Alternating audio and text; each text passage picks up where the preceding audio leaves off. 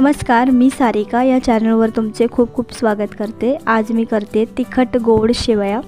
खूप मस्त होतात बघा, मोकळ्या सुटसुटीत होतात।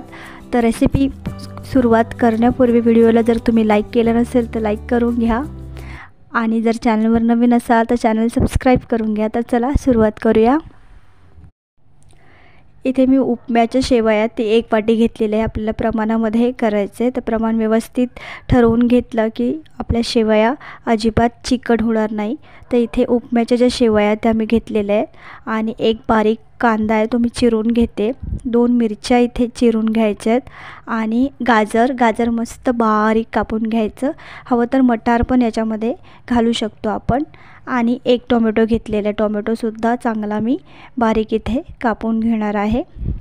फक्त याच्यामध्ये एवढं साहित्य इथे मी वापरते या तिखट गोड शेवया करण्यासाठी। आणि थोडीशी कोथिंबीर आणि कढीपत्ता एवढं साहित्य आपण आता वापरायचं आहे।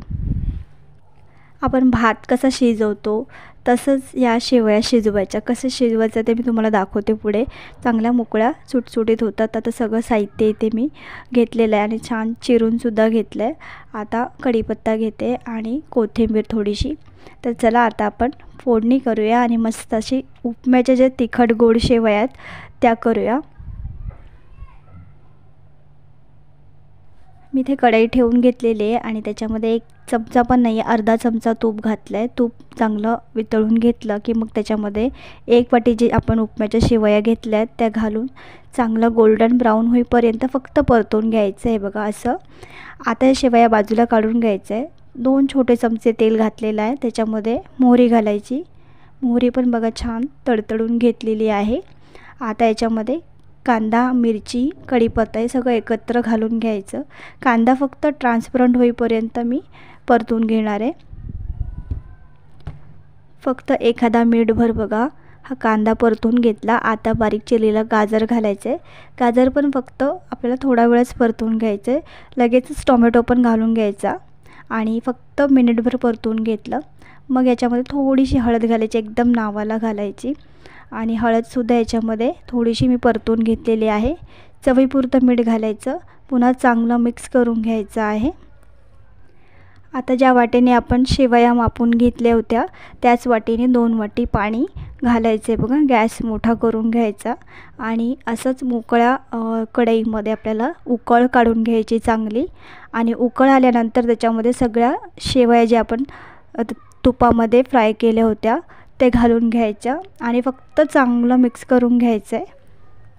थोडंसं पाणी कमी होण्याची वाट बघायची। अगदी थोडंसं जेव्हा पाणी राहील ना तेव्हा गॅस बारीक करायचा आणि झाकण ठेवून द्यायचं। जसं आपण भात शिजवतो, पाणी कमी झाल्यावर झाकण ठेवतो, चांगला वाफ लावून घेतो भाताला, तसंच या तिखट शेवयांना मी पण वाफ लावून घेतलं आणि बघा झाकण काढून घेतलं बघा। मोकळ्या झालेल्या आहेत, मस्त झाल्या। आणि गोड करण्यासाठी मी इथे बघा काय वापरते तुम्हाला पुढे दाखवते। आणि याच्यामध्ये मी फक्त थोडासा टोमॅटो जो सॉस आहे तो घालणार आहे बघा। खूप मस्त लागतं खायला। तुम्हाला जर आवडत असेल तर तुम्ही घालू शकता किंवा असंच खाल्लं तरी मस्त मोकळ्या सुटसुटीत लागतात ह्या तिखट गोड शेवया। तर हे बघा याच्यामध्ये बारीक चिरलेली कोथिंबीर घालायची आणि मस्त अशा या तिखट गोड शेवया तयार आहे। गॅस मी इथे बंद केलं, थोडंसं हलकं मिक्स करून घेते। आता तुम्हाला दाखवते बघा मस्त मोकळ्या झाल्यात। तर हे बघा रेसिपी इथे आपली झालेली आहे आणि मस्तच सुगंध येतो या तिखट गोड शेवयाचा। गोड नसेल आवडत तर तुम्ही नका घालू, म्हणजे तो सॉस तुम्हाला नसेल घालायचा तर नका घालू। पण एकदा बनवत असाल तर एकदा असं पण बनवून बघा, तिखट गोड शेवया किंवा उपमाच्या शेवया म्हणतात त्याला। तर हे बघा मस्त झालेल्या आहेत। आणि व्हिडिओ जर तुम्हाला आवडला असेल तर व्हिडिओला लाईक करा, चॅनलवर नवीन असाल तर सबस्क्राईब करा। धन्यवाद।